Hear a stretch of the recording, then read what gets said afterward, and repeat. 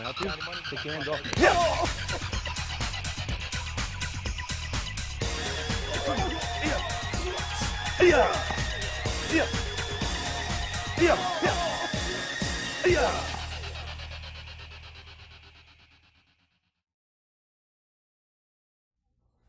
Hello, I'm Scott Rogers. I'm here to introduce you to the art of Kyusho-jitsu pressure point fighting.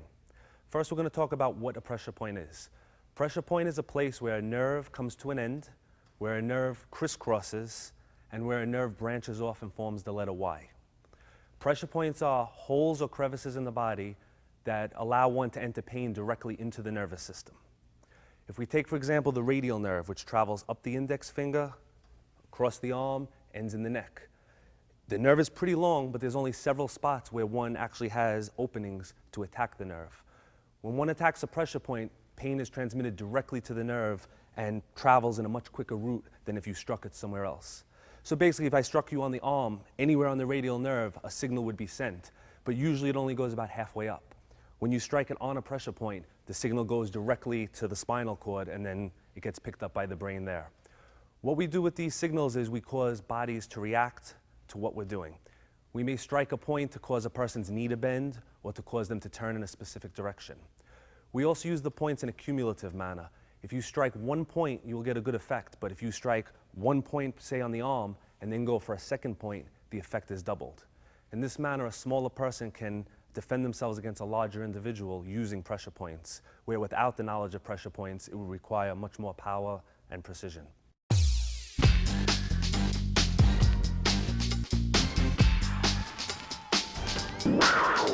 Okay, the points we're going to be covering on this first tape are going to be the points of the arm and the points of the legs.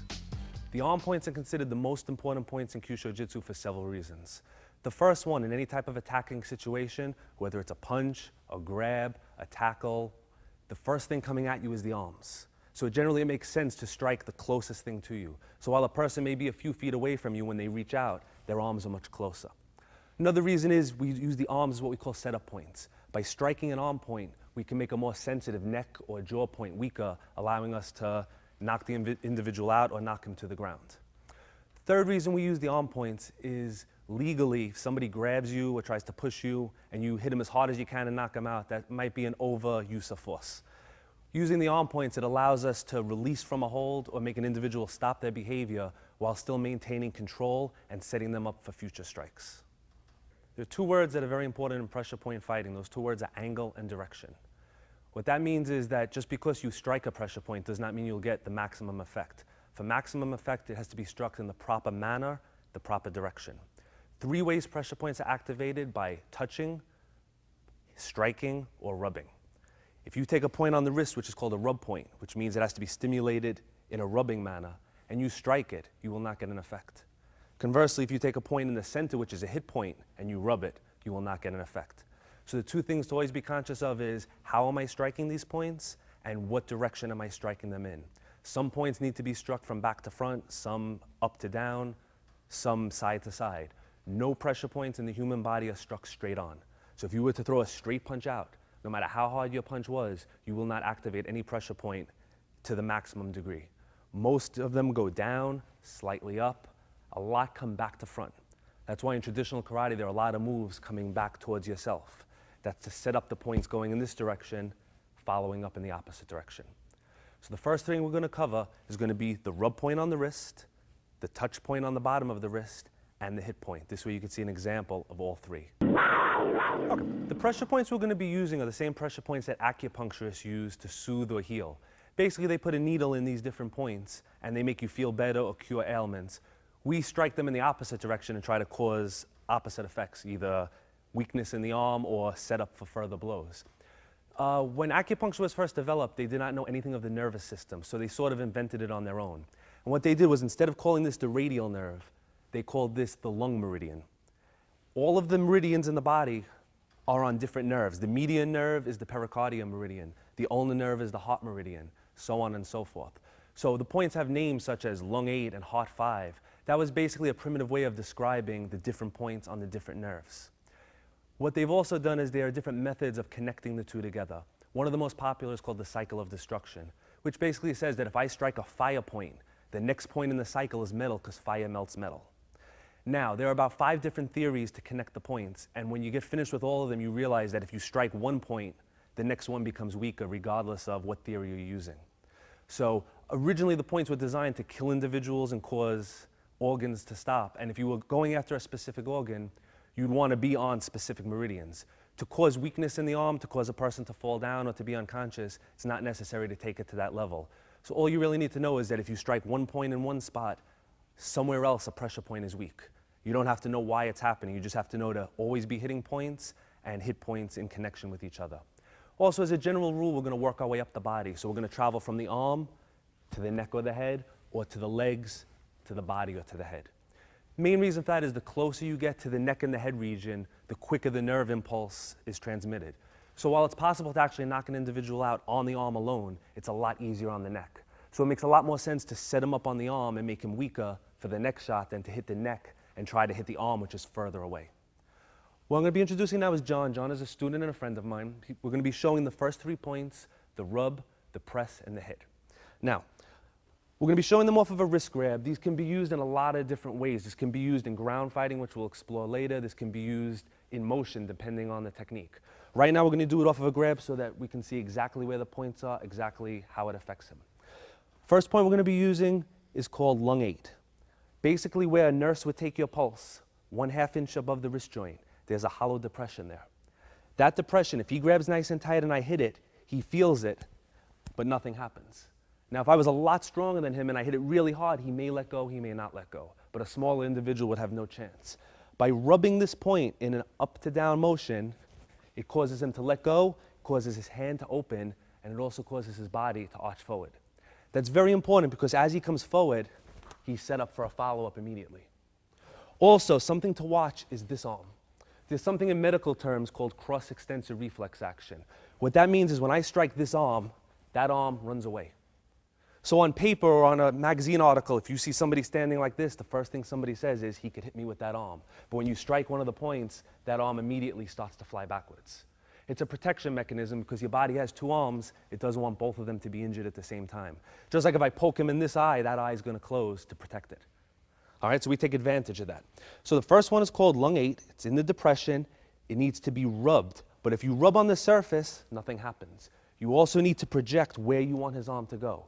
I want to rub his arm, but I want it going down there, if possible, even towards my left leg. So as I rub, my arm travels down this way.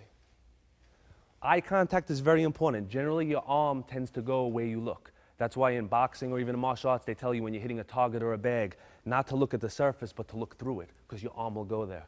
Same thing on this point. If you're looking exactly where you're going, you're going to end up on the surface, and he's going to feel it a little bit. You want to make sure that his arm starts here, just open for a second, but it ends up all the way down there. So your focus point, instead of being here, is actually down here, and you bring him down this way. Now, the further up the arm we go, which we'll see later on, the more dramatic the body reaction is. If he was to grab a little higher and we hit him on one of these, his entire body moves. This particular move would generally be used in a less threatening situation. If he, say, had a knife in the other hand, I would not be rubbing this point. This is more somebody just grabbed you and you get out. This is excellent for smaller people, for children. Everybody's sensitive. And what you're also going to find is the larger the person and the stronger their grip, the better this works. So if you have a very strong man and an average-sized woman, the woman will have no problem doing it against the man. The man might not even be able to make it work on the woman. But the man can just go like this and make the woman let go because of the strength difference.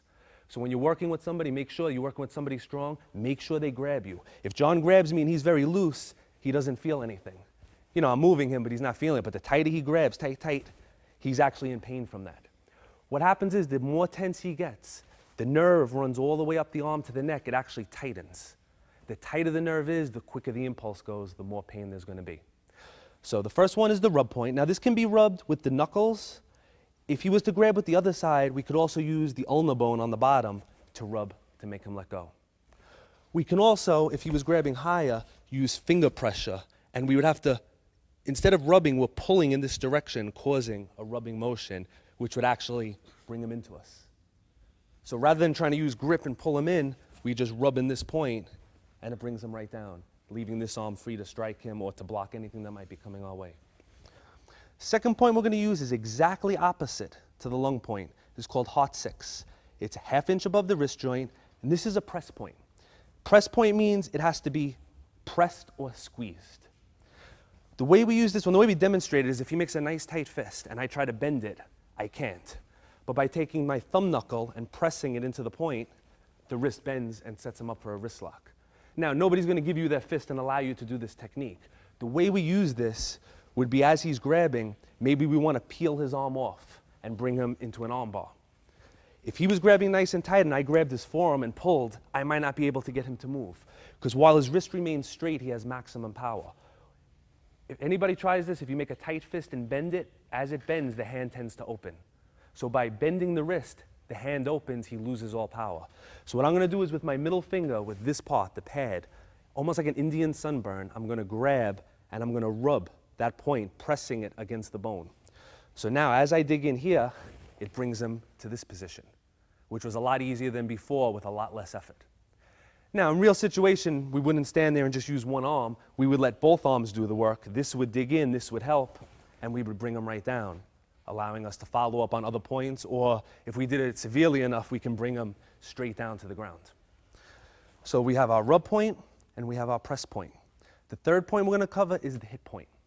Hit point is called lung 6. It's directly in the middle between the wrist and the elbow, where this muscle tries to drop down and on the inside of the bone. This point, if you rub it, he feels it a little bit because I'm digging into his bone, but if you hit it with your forearm, the arm just flies away. Now, his arm will go where I put it. If I go this way, he's going to go that way. But we always want him coming towards us. This way we can strike. Right now, I can't really reach him. He can't reach me with power. As I hit him this way, he's right here for the follow-up shots.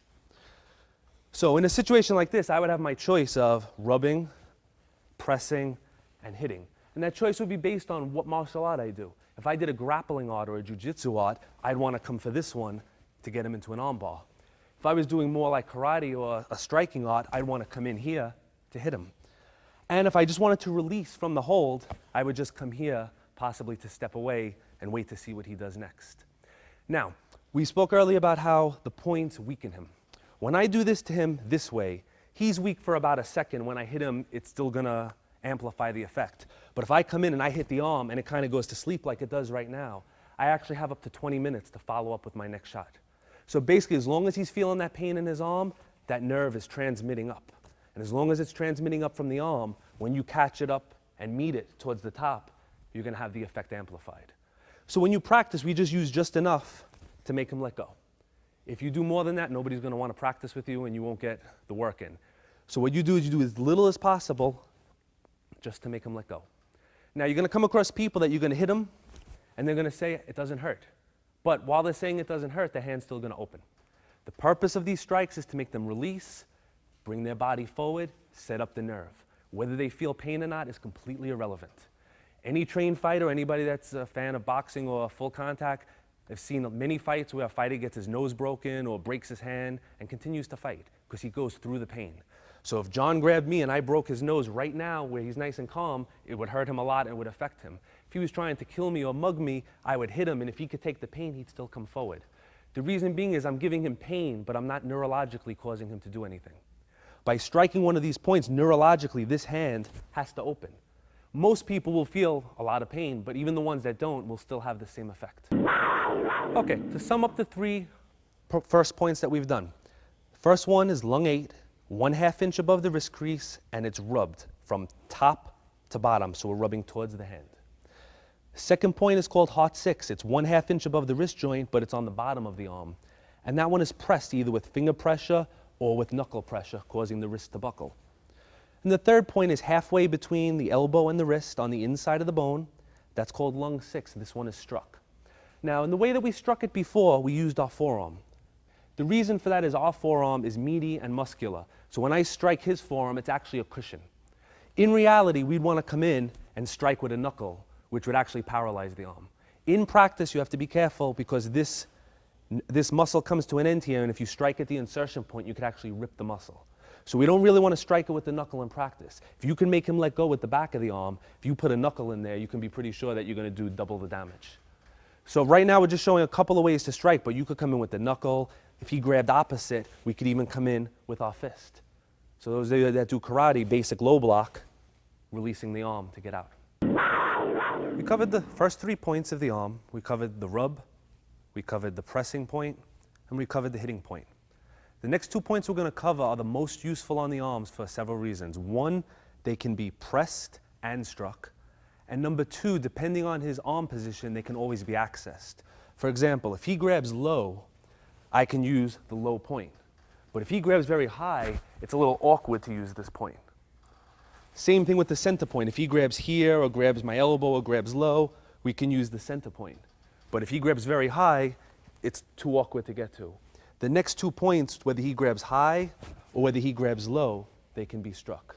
I like to call these the anti-grappling points because no matter how somebody grabs you, if you know these 2 points, you will get out every single time. First point we're going to cover now is called lung 5. Lung 5 is on the inside of the radial bone, at the crease of the elbow, a little bit below. This can be pressed to bring him down, or it can be struck to do the same thing. Generally, we use thumb pressure to demonstrate where the points are and so you can learn where they are. Real situation, you're not necessarily going to have time to squeeze. And some people have very tight muscles. They can resist the squeezing. They cannot resist the striking. Now, we're going to take this from an upper grab just to show some variety. As we strike into this point, what we're going to be watching is this leg. As this comes down, the weight is going to come on this leg. Now, that's significant for 2 reasons. If the weight is on this leg, he can't kick me with that leg. If his weight is leaning forward like this, he can't kick me with the other leg. With his body turned this way, he can't punch me with that hand. His legs also become weak for a follow-up shot. His head is exposed and unprotected. So we have a situation where he's in front of us, and now he's sideways, and we're actually almost behind him. So from here, we could choose to follow up with the next sensitive point in the line, or lock him in place, or bring him down to the ground.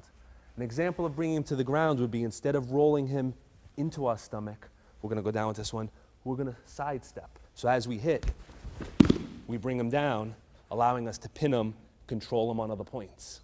Okay? Now, the points on the top of the arm, meaning this rub one, this hit one, and the one we're covering right now, all need to be struck towards you, not towards your opponent. So we're not going to hit his arm this way. You'll get some effect, but if it's struck in this direction, this is what brings him in the position we want. Now, we could use either arm to do it. We could use the right coming down, or we could use the left coming down. Generally, the way he grabs, if his arm is a little bit bent, it may be a little awkward to get this arm in there, so we use the right. Now, when we're using this point can be used to bring him in towards us, or in a multiple opponent situation, if we had an opponent like the Bob dummy behind us, we can put him between yourself and the next individual. So we use this inside point and the outside point, which we're going to cover next, to control his direction. Right here, I have an opportunity to use my right hand or my left hand. If I come to this point and use the right hand, I can bring him to me just to strike him. Or like I said, if there's more than one person, I could control his direction, maybe to control, put him between me and the next person and worry about somebody else. If there was a person on this side, the next point we're going to cover, we're going to let go for a second. When he makes a fist at the top of this bulge, we have 2 points here called large intestine 10 and 11. When it's squeezed, it causes pain. It causes the knee to buckle the same way. It causes the hand to open. Now, the advantage of this point is this point puts us behind him. This point needs to be struck in towards the bone, close to the joint, and it turns him for us this way.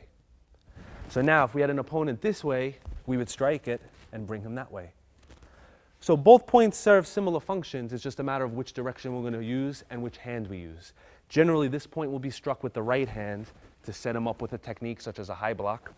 And this point will be struck with the left to set up the back of his body going this way. Okay, the next point we're going to be using, we're going to be working up the arm as we've been going. So now we're going to pass the elbow joint.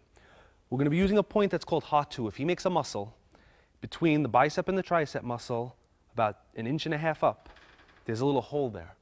This needs to be pressed in and down simultaneously. So what we generally use is we push the thumb in, and then with the pad of the thumb, we press down, giving us this control over him. We use this to control his shoulder. So if he's grabbed, usually we do this off a double grab, but so that we can see the point, we're just going to release this one for now. We would reach under The elbow would lay in the palm, the thumb would go in, and we would pull him into us this way. So we're controlling the shoulder joint. If you continued lifting, you actually have a key lock or a shoulder lock on him. This point can also be struck with the knuckles this way or coming in this way, and it has the effect of numbing the arm the entire length from that point down. This point is called heart 3. So the thumb goes in, we squeeze.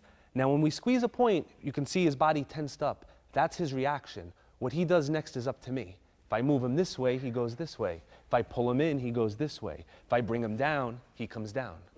So when you strike a point, the point injects the pain and the control, but your directioning, your control of your arm depends on where he's going to go.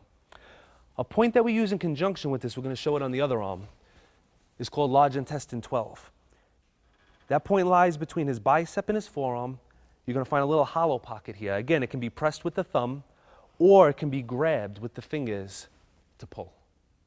If you had a large hand, you can actually put the fingers here and the thumb in on this one, allowing you to get both points, causing more pain and more control. Because remember, more than one point causes more pain. So if possible, we always try to strike at least 2 or more. So when he grabs, we follow the same thing with the elbow. The elbow's in the center of the palm, and we let the fingers loop over. As the fingers loop over, when we pull, the fingertips dig into this point, bending his arm and pulling him into us. Now, if he grabs us with one arm, we always have to be aware of the fact that he can punch you with this arm. The danger is not here, the danger is here. So our eyes are focused on this, and whatever we do, we have to do it quick to prevent him from striking. When he grabs us with 2 arms, he cannot punch us any longer, and we don't need to move as fast. And rather than taking one arm and trying to overcome 2 arms, we can actually sneak under his line of sight and control this way. So as a general rule, if there are 2 arms on you, it's okay to use a grappling type motion with the points. If there's one arm on you, we want to strike it because it's quicker and we're defending against this arm at the same time. The 2 points we're going to cover are going to be on the back of his arm. The way we're going to get to that is we're going to turn his arm over. Everything we do involves pressure points, so we're going to actually use a point to allow us to bend his wrist and grab him back. The point we'll be using is the heart point that we did originally. We're going to let our knuckles dig into it, which bends his wrist, allowing us to grab him, bringing him in. Now, on the back of his arm, the 2 points, 1 inch above the point of the elbow, we have a rub point, and halfway between the elbow and the shoulder, right in the hole of the horseshoe of the tricep, is the hit point. The points are used interchangeably. We're going to start with the rub point. The rub point can be rubbed with the knuckles to bring him down easily, or a more preferred way so you don't slide off, just hold that there for a second, is to use this little knob of the ulnar bone. It's nice and hard. We lay it flat, and when we go like this, remember about projecting through, and we bring him right down. Okay? Now, for some reason, you do this one, and you don't get the reaction you're looking for. What do? We move right up to the next point, and again, using the back of the arm for practice, but using the fist or the knuckles in reality, and we bump the arm to put him down. Now, depending on the attack, in a wrist grab, I can rub. But if he was coming in with a punching attack, as the punch came in, I'd want to hit to put it down, because I wouldn't have time to look for that rub point. So the points work together. You could rub, you can hit, you could use a combination. If you hit, maybe you miss, you come back, you use the rub point. So you need to know both of them. 1 inch above the elbow, it needs to be rubbed towards the hand, in and down. And the focus has to be through. Right now he's feeling it, but I'm just on the surface. I'm just giving him pain. I want to focus from here to here. So my hand goes down, and he goes down, and he comes back up. When you rub this point, it's tricking the body into thinking that the elbow is broken. Because it thinks the elbow is broken, it wants to relax all of the muscles in the area to prevent further dislocation or damage. And it's at that point that when you press down, it allows you to actually break or dislocate the elbow. So you're using the body's natural protective mechanism against itself. Generally, when you're using the rub point, most of the effect, or all of it actually, is going to be on the elbow joint itself. When you strike the hit point, you can be damaging the elbow, but you can also be dislocating the shoulder. That will entirely depend on his musculature and which part of his body is tighter. If he has a very tight shoulder and you hit it, that's where the damage is going to be. If his shoulder is loose but his arms are very strong and you hit it, that's where the damage is going to be. And if you give it a severe shot, you can damage both of them.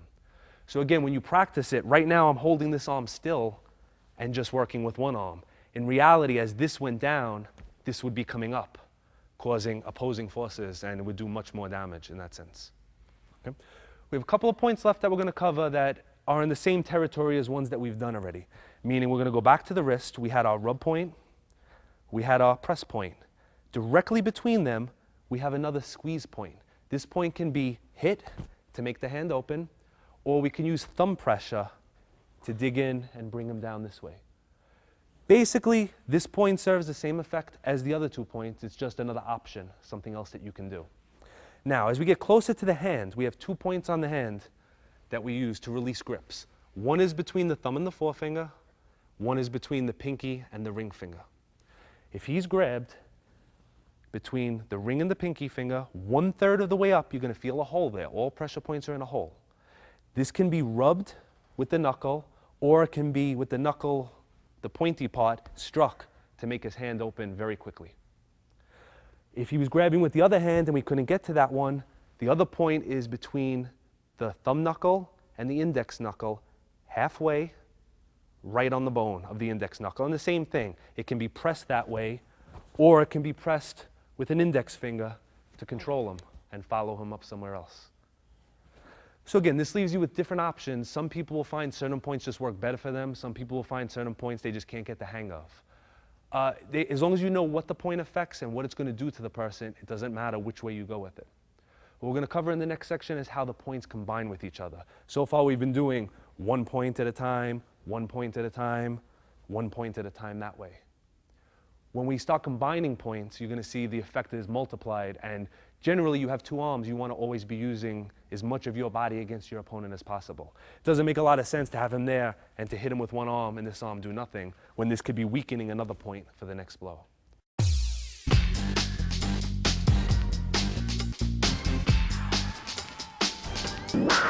Okay, we're going to work on some combination of points and how they actually work together. For example, the point we just did, the one in the center of the arm, that's actually called pericardium 6. I don't think I named it before. When you press this point, his body starts to dip forward. But let's say this was the best effort I can get, and maybe this isn't enough. I want to add more pain. At the same time that I press this one, we're going to add this one and bring him down very easily.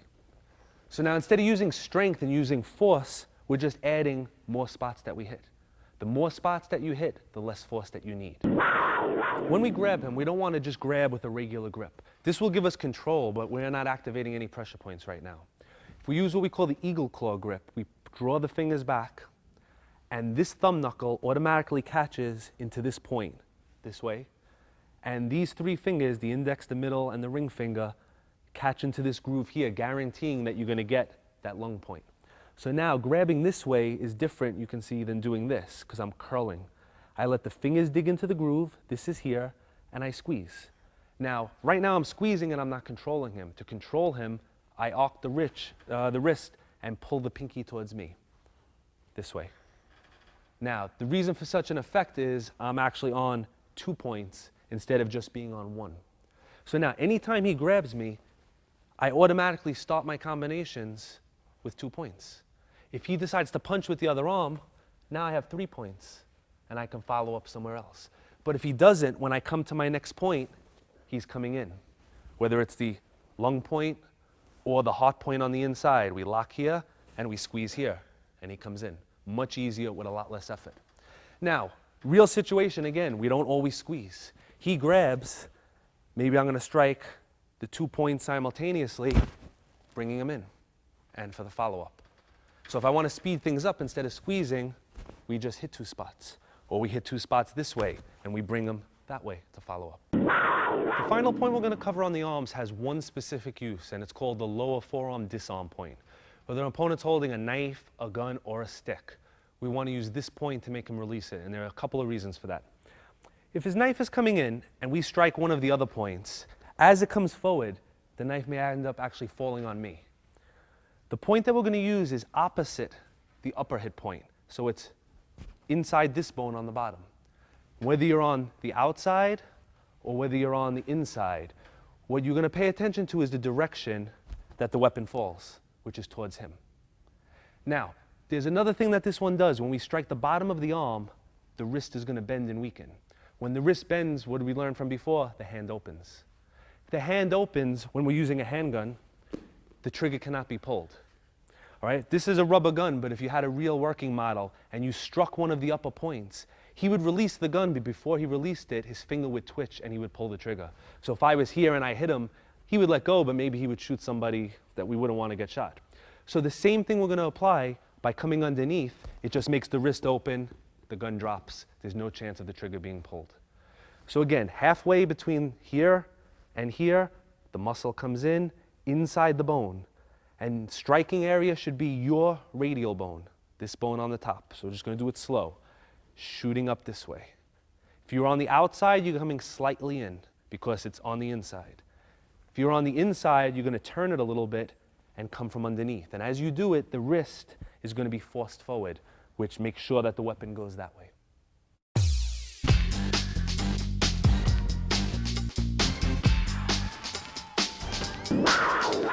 Okay, the next points we're going to cover are going to be the leg points.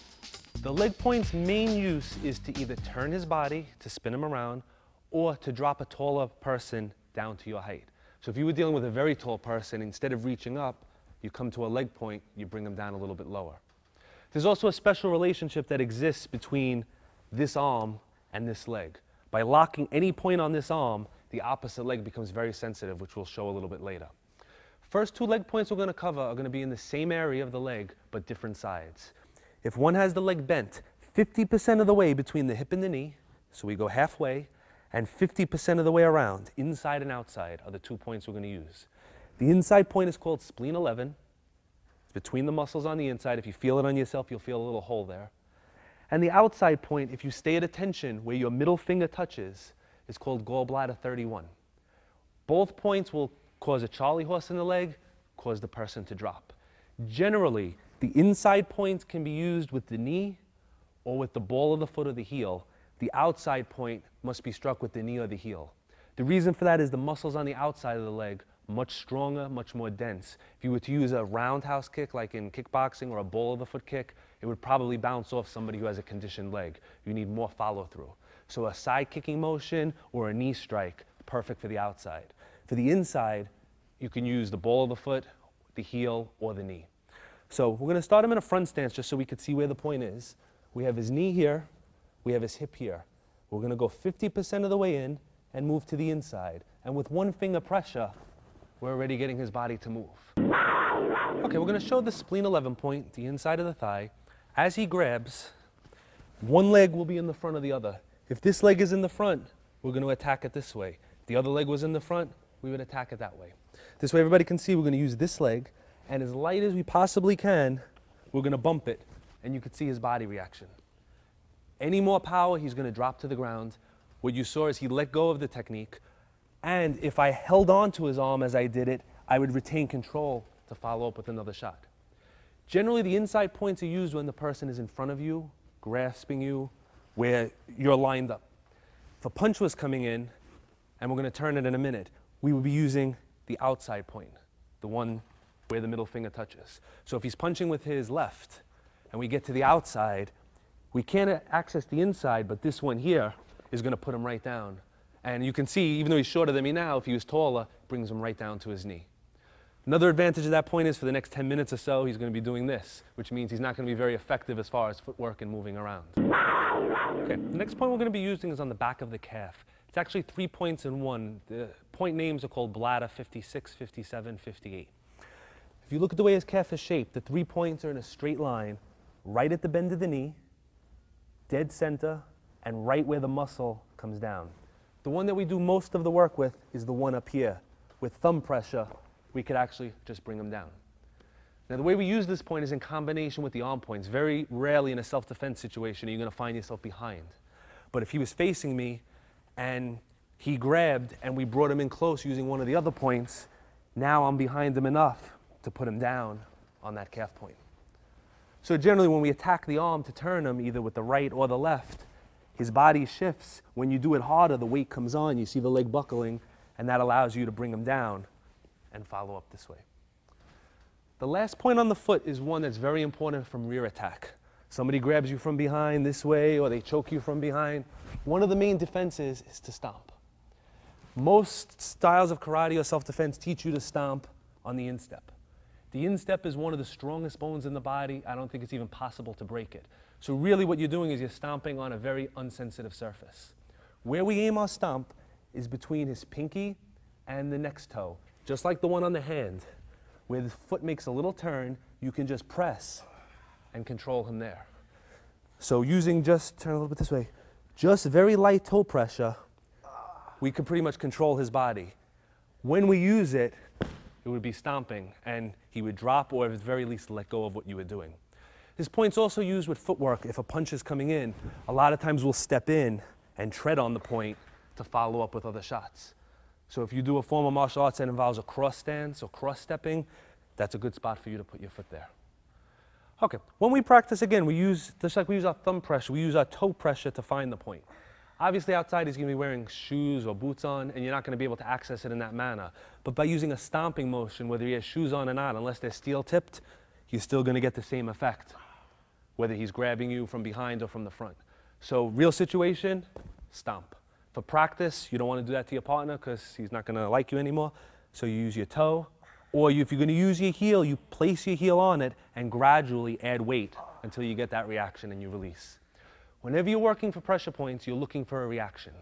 If I grab his arm and I do this, once I see that reaction, right, I'll do it one more time, I know I did it right. I don't always have to be throwing him to the ground or making his arm go numb.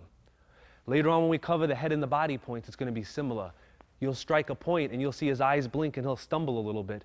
That means you're on the point. You don't necessarily have to knock everybody out when you practice, because people are not going to want to practice with you if you do that. What you do is you make sure you're on the point, you control. Real situation, you use full power.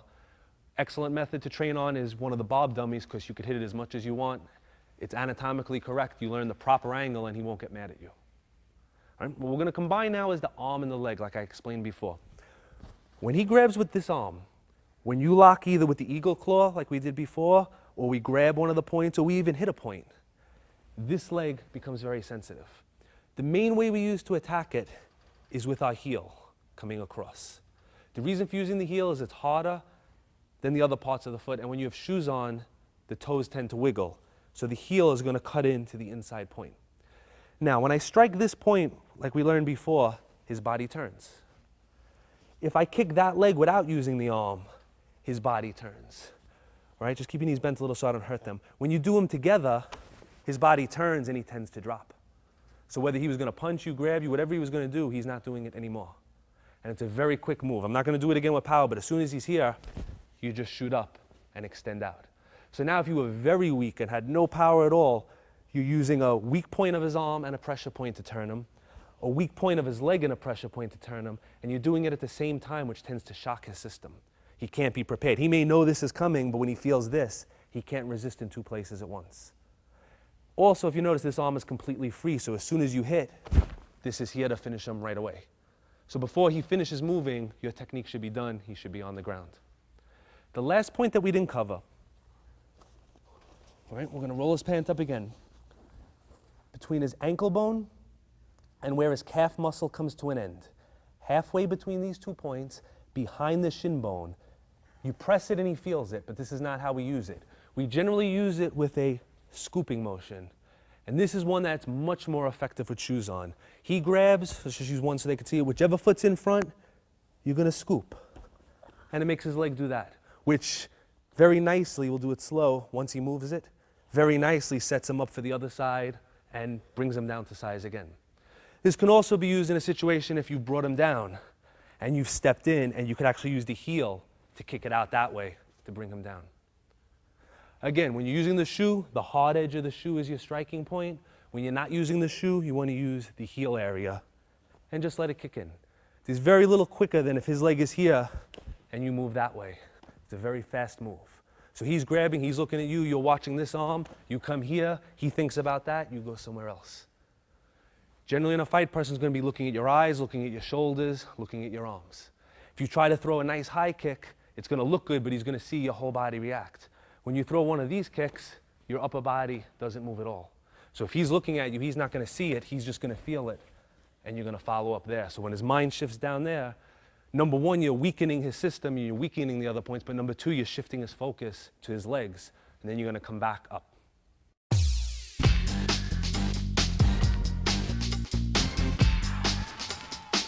Okay, what we're going to do now is we're going to go back to those first arm points that we used, but this time we have John fitted with special protective forearm guards. Same ones used in competition to protect the bone so you don't get bruises. Purpose of that, number one, is so that he allows me to finish what I'm doing because it's starting to hurt. But the main reason is this way we can show that the points work even through a winter coat or through padding. An example would be the hit point that we use. Now, it's going to be hard for you to see, but everybody remembers it's the one halfway. With practice, you will know that it's halfway and you won't have to roll the sleeve up, and that's where the training comes in. I've done that, so I'm just going to show you. He lets go. Right? He grabs on the other side, we catch it from another angle, same thing. He lets go. And remember, I'm still using the soft part. Now that he has this, I could put the knuckles in, and it works even better. What we're going to have him do is grab different spots. Basically, there's only so many ways somebody can grab you. They could grab your arm, your elbow, your shoulder. They could do it on the other side. They could double grab. They can choke you. That pretty much covers most of the grabs. All of those grabs, most of the time, are going to start with an arm point and then follow up with a head, neck, or body point, or maybe even a leg point. So as he grabs, he's just going to grab at random. We're going to use different points to get out. Doesn't matter which one we use. And you're going to see you just get a good reaction. Two arms, we can either focus on one or we can focus on both of them to set him up for the next point. Now, keep in mind, even with the pads, I'm not hitting very hard, and he has padding. Without the padding, the reaction would be much more severe. So a general principle to try and follow is when he grabs you and you have an arm, strike the arm point. Instead of trying to travel all the way up here, which he expects, strike an arm point. You disrupt his balance, you disrupt his thinking, you set him up for the next shot. If you strike an arm point and then he punches you, you're here to finish him off. You know this punch is coming, so you keep your eyes on that arm. You know when you strike this arm, that this arm is done at least for a few seconds. The only thing that's going to get you is that one. Just be prepared for it as you come in. And when you strike it for real and you're here, he's not coming up with that arm. This is going to be there first. So general rule, start with the arm points, work your way in through the body. As we go through the next series of videos, you're going to be learning more about the head and the neck points and the torso points. You're also going to be learning certain self-defense techniques. You're going to see the common thread is we generally look to go for the arm first, then either to the torso or the head or neck. Leg points tend to come in depending on his balance. Like we said before, if we bring him down and his knee bends or I see an opening, the leg point is there. If I don't use the leg point. The primary thing to learn to be good at pressure point fighting is learning the arm points. Right now we're covering stand-up, and we're not even covering punching or kicking yet, which we will get to. When we start adding punches, let's say he throws a hook in, we're striking arm points to set up the next blow. If we're doing ground fighting and he's choking us, we're using an arm point to either set him up for a strike or a follow-up lock. So if you are very good at the arm points, you'll be very good at pressure point fighting. If you're always looking for the head or neck points, number one, they're not going to be as sensitive as they should be because they're not going to be set up properly. And number two, you're attacking what he expects you to attack. He expects the punches and the hits to come to this region. When he does something to you and you go somewhere else, it sends a shock through him where mentally, you're not just physically defeating him, mentally you're making him not know what's happening. When somebody attacks you in the street, generally it's not the first time they've done it. They have experience, and through experience, they know what's going to happen. They know they're going to punch, you're going to put your hands up, you're going to get hit, you're going to fall down. Anything that's done to change that order is going to mentally pause your opponent. So you're freezing him mentally. And while he's in that little indecision in his mind, that's your opportunity to follow up with your strikes.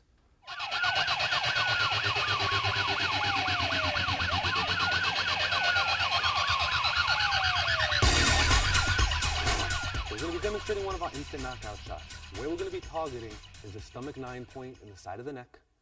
And what we're going to be using is our forearm. The reason for using the forearm is with little training, the swing of the forearm is a very powerful blow, and it doesn't have to be as focused as, let's say, using the edge of the hand or even the fingers or a punching technique. With this motion, this could come after blocking a punch, this could come off of a grabbing. For his safety, we're just going to demonstrate it off him grabbing. This way, we minimize the motion and nobody gets injured. So we're going to have John grab nice and tight. We're going to focus on this point. We're going to use the forearm, and we're going to bring him right down. All right, once we maintain grappling position, both arms are in position to strike him. So rather than bringing him to the ground with a throw, we're actually going to do a knockout technique involving the area around the temple, which are some points that we haven't really covered. We're going to slap. We have the temple, the corner of the eye, and the bridge of the eyebrow, which forms a nice big circle that's just going to get slapped. And on the other side, we're going to use the ridge hand to strike all out of 20. From grappling position, as we're searching for a move, this hand is free to strike here. This hand is free to strike here. So what we're going to do is we're going to lock up, we're going to bring him down, and we're going to show the basic knockout, and he's going to drop. Okay, the last point on the shoulder region is exactly at the apex of the trapezius muscle. So basically we divide his neck and his shoulder in half this way, and we divide it in half this way. And this is where we're going. And we could actually press it and get some effect. Because this is a big muscle, the muscle actually protects and the point lies underneath it. So generally we want to strike it inward this way or using our forearm. If he was coming forward like to shoot to do the takedown, we would actually use our forearms on this point to stop him. Because of the angle, we may not knock him out, but what we'll do is stop his motion, which will allow us to set up something else. What we're going to do is just show this point the effect of it. We're going to have him throw a punch, we're going to block it, and we're just going to put some downward pressure. And the thing to watch for is his legs. Watch where his legs go. So as he comes in, we come down, and we drop him down. Okay, as previously explained, the more pressure points you hit, the more damage that you do. So if he were to grab me in a real situation, I would be using one of the arm points, one of the body points, or one of the leg points before I came to the jaw point. What that would do is it would make it actually weaker. But what I want to actually just show you is how, with no setup at all, this one point becomes very sensitive. So as he grabs, we're just going to come from this position. I'm going to go slow so I don't injure him. We're going to come up in the up and out direction. I'm going to have him bite down real tight so he doesn't hurt his teeth. All right, so I'm going to look straight. He's grabbing. We're not going to use a setup. We're going to come in, and it's going to bring him down. We sit him up. We have a special revival that we use to wake him back up a little. All right.